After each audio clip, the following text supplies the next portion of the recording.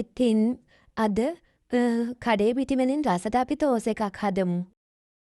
උඩු පිටි gram 200ක packet එකක් මම මේකට කරලා දාගන්නවා. හාල් පිටි වලුත් ග්‍රෑම් 250ක් දාගන්න ඕන.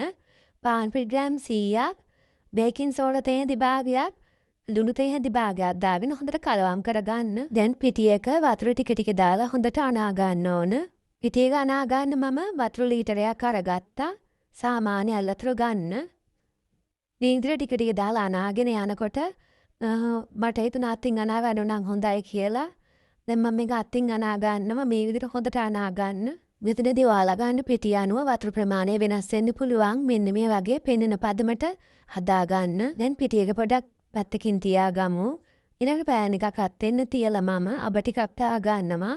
ඊළඟට හීට කපාගත්ත ලුණු කරපිංච ටිකක් දාලා මේ ටික හොඳට රන්වන් පාට වෙනකම් බැද ගන්නවා. දැන් ටෙම්පරාදුව පිටි මිශ්‍රණයට දාගෙන හොඳින් කලවම් කරගන්න ඕන. අද මම ඔයාලට මේ මිශ්‍රණයම බිත්තර තෝසෙ හදාගන්න විදිහත් කියලා දෙනවා. ඉන්න මේ පදමට තමයි අපේ පිටි මිශ්‍රණය තියෙන්න ඕන. දැන් පෑන් එකක් ලෙපේ තියාගෙන තෙල් ටිකක් ගාලා හොඳට මේ විදිහට බ්‍රෂ් කරගන්න ඕන. දැන් පිටි මිශ්‍රණයෙන් මේ විදිහට හැන්දකින් අරගෙන ලස්සනට රවුම් හැඩේ හදාගන්න.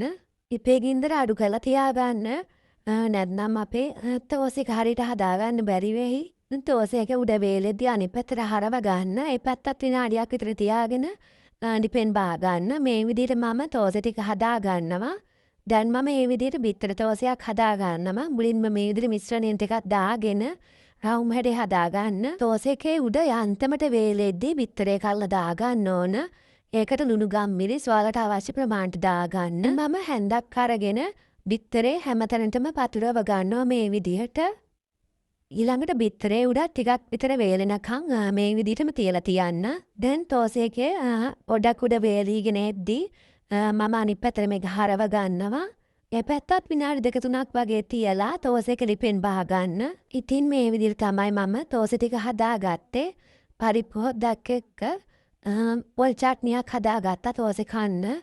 ඉතින් මේ විදිහට ඔයාලත් හදලා බලන්න යාළුවනේ. හරිම රසයි. වෙනදා වගේම මම channel එක follow කරලා මාත් එක්ක එකතු වෙච්ච හැමෝටම ගොඩාක් ස්තුතියි. තවත් මේ වගේ රසම රස රෙසිපි අරන් එන්නම් යාළුවනේ. මගේ channel එක follow කරලා තියාගන්න. ඉතින් ඔයාලට සුබ දවසක්.